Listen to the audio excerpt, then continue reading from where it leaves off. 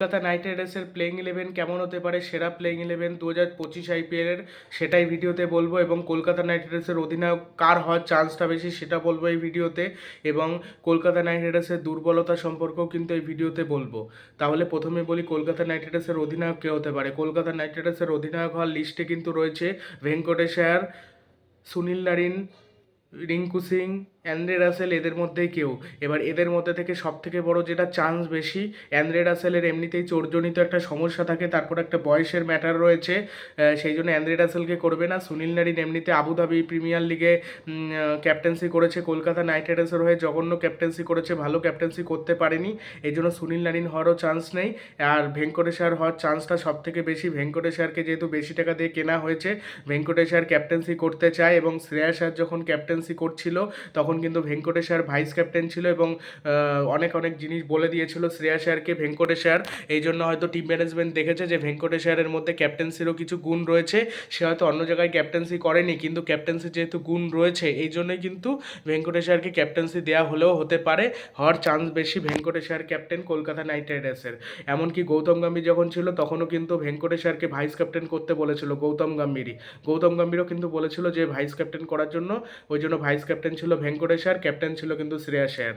Kolkata night রাইডার্সের যেটা সব থেকে বড় দুর্বলতা হতে পারে, আনএক্সপিরিয়েন্স একজন কেউ ক্যাপ্টেন রয়েছে, ভেঙ্কটেশ আয়ার ক্যাপ্টেন হচ্ছে, সেটা একটা বড় সমস্যা।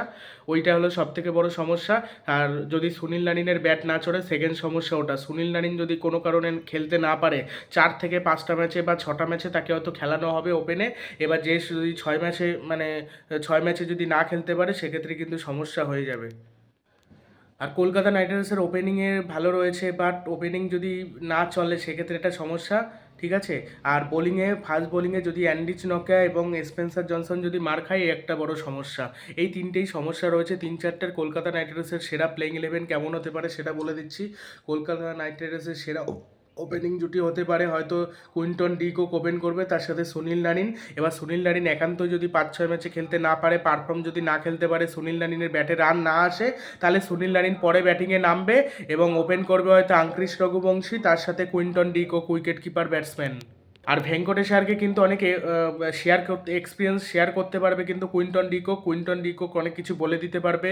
অ্যান্দ্রে রাসেল, সুনীল নারিন, এরাও কিন্তু অনেক কিছু শেয়ার করতে পারবে ভেঙ্কটেশ আয়ারের সাথে। আর ভাইস ক্যাপ্টেন হয়তো রিঙ্কু সিং হয়তো হতে পারে। রিঙ্কু সিং এমনিতেই ক্যাপ্টেন এখন হবে না, রিঙ্কু সিং হয়তো পরবর্তী ক্যাপ্টেন হতে পারে। কেন, তার একটু ইংলিশ বলাতে সমস্যা রয়েছে, সে নিজেও বলে যে ইংলিশটা সে ভালো বলতে পারে না।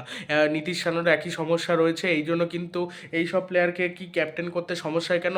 সব জায়গায় তুমি একটা চ্যাম্পিয়ন দলের ক্যাপ্টেন, বা তুমি একটা ভালো দলের, মানে একটা জনপ্রিয় দলের ক্যাপ্টেন, এবার তুমি যদি ইংলিশ না পারো একটু সমস্যা হয়, সেই জন্য আরও একটা ব্যাপার রয়েছে। ওই জন্য ভেঙ্কটেশ আয়ারকে অধিনায়ক করা, ওই আগের দিয়েই ধরে নিয়েছিল ভেঙ্কটেশ আয়ারকে অধিনায়ক করা হবে, এর জন্যই ভেঙ্কি মামা কিন্তু নিয়েছিল তাকে দলে। অনেকে এটা নিয়ে হাসছে, কিন্তু ভেঙ্কটেশ আয়ার কেমন ক্যাপ্টেন্সি করবে এটা কিন্তু আমরা ভাবতে পারি। তবে আমার যতদূর বিশ্বাস, ওই নীতিশ রানা থেকে ভালো ক্যাপ্টেন্সি করবে। নীতিশ রানা যে ক্যাপ্টেন্সি করেছিল, ওই ক্যাপ্টেন্সি, ওরম জঘন্য ক্যাপ্টেন্সি আর কেউ করবে না। ফালতু, একদম ফালতু ছিল। এবার ডিজে ব্রাভো কেমনভাবে কোচিং করা এটাও দেখতে হবে। হয়তো ডি কোক, আর আমি ধরে নিচ্ছি নারিন ওপেন করলো, আর ডি কোকের ব্যাকআপ রহমানুল্লাহ গুরবাজ থাকলো, 3 নম্বরে আঙ্ক্রিশ রঘুবংশী, 4 নম্বরে চলে আসলো ভেঙ্কটেশ আয়ার।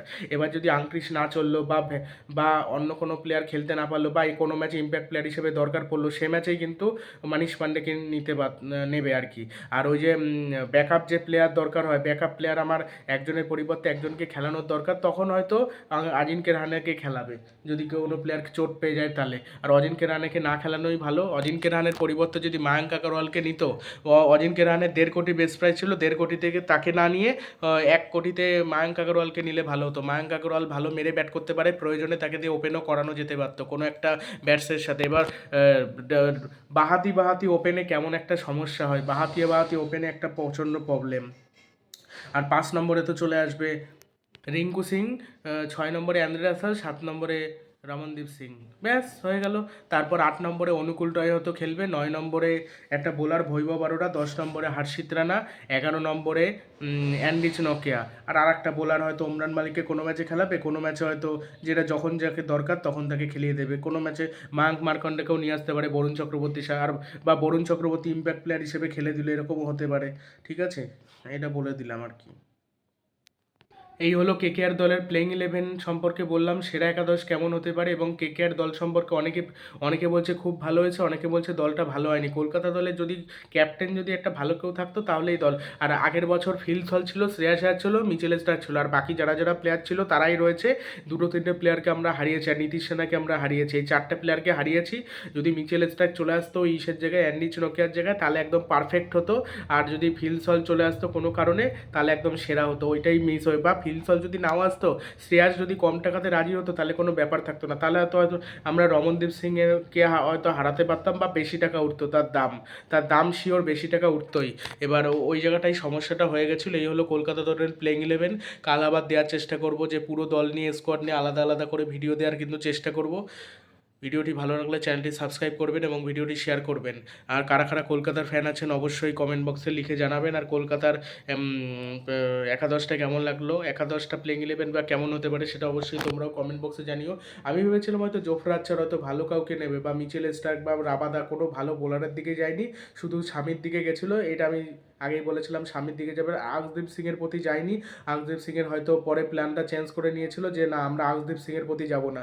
আর স্পেন্সার জনসন কিন্তু উইকেট টেকিং বোলার, ভালো উইকেট তুলতে পারে। আর অ্যান্ডি চনোকিয়া ইডেন গার্ডেনের পিছে কিন্তু ভালো কার্যকরী হলেও হতে পারে, তবে এবার যদি সুইং না করে সেক্ষেত্রে প্রবলেম হয়ে যাবে অ্যান্ডি চনোকিয়ার ইয়র্কার সঠিক লাইন লেন্থে বল করতে হবে, ইয়র্কারটা করতে হবে। ডিজে ব্রাভো যেহেতু রয়েছে, স্লোয়ারটাও বল স্লোয়ারও করতে বলবে। ওমরান মালিকের গতি রয়েছে, এবার গতিময় বোলাররা বেশি রয়েছে কলকাতা নাইট রাইডার্সে। আগে যেমন টিম সাউথি, তারপর লকি ফার্গুসন, এদের দিয়ে কাজ চালানোর চেষ্টা করতো, আর এইবার আবার ইন্ডিয়ান কোর কিন্তু বোলিং ভালো রয়েছে কলকাতা নাইট রাইডার্সের।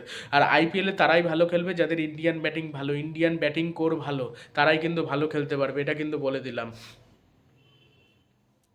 আর রমম্যান পাওয়েল তো রাসেলের ব্যাকআপ হিসেবে থাকবে রমম্যান পাওয়েল, সেটাই মানে এইসব প্লেয়াররাই কিন্তু রয়েছে।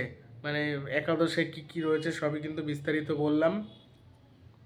কলকাতার প্লেইং ইলেভেন কেমন হলো সব বলে দিয়েছি কিন্তু, তো দেখা যাক এখন কী করা যায়। হুম, দেখা যাক। আর একটা কিন্তু কুইন্টন ডিককে ক্যাপ্টেন্সি করার একটা চান্স থাকলেও থাকতে পারে। কুইন্টন ডিকক ক্যাপ্টেন, কুইন্টন ডিককে করবে না একটা চান্স, বা ভাইস ক্যাপ্টেন হয়তো কুইন্টন ডিককে করে দিল, ক্যাপ্টেন করে দিল ভেঙ্কটেশ্বরকে, সেটাও কিন্তু কলকাতা নাইট রাইডার্স করতে পারে। রাসেলের ব্যাকআপ রয়েছে, তবে রিঙ্কু সিং আর ওই রমনদীপ সিং এরা যদি চোট পেয়ে যায় এদের মধ্যে কেউ, ব্যাস কলকাতা ওইখানেই ভেঙে যাবে। কলকাতার ওই একটা আর একটা দুর্বলতার কথা বলে দিলাম, রিঙ্কু সিং রমনদীপ সিং এই দুখানা চোট পেলেই গেল। কেন যারা রয়েছে ব্যাকআপ তারা ওই শেষ দিকে খেলার মতো না। আর তাহলে খেলাতে হবে রহমান পাওয়েল রাসেল, এই দুজনকে একসাথে খেলাতে হবে, তাহলে একজন আবার বোলার কম খেলাতে হবে, ইন্ডিয়ান পেসার বেশি খেলাতে হবে, তাহলে অ্যান্ডি চনোকিয়া বাদ দিয়ে খেলাতে হবে, সেটা করা যেতে পারে, সেটা হয়তো করতে হবে। সেক্ষেত্রে ইন্ডিয়ান পেসার খেলাতে হবে বেশি করে, বুদ্ধি করে প্লেইং ইলেভেন তৈরি করতে হবে, তাহলে হবে। চন্দ্রকান্ত পণ্ডিত, ডিজে ব্রাভোরা দেখাই যাক না কেমন করে। তবে গৌতম গম্ভীরের যে মাস্টারের স্ট্রোক দিয়েছিল ওরকম বুদ্ধি পারবে না। গৌতম গম্ভীর প্রচণ্ড রিস্ক নেয়, অত রিস্ক নেওয়াও ঠিক না।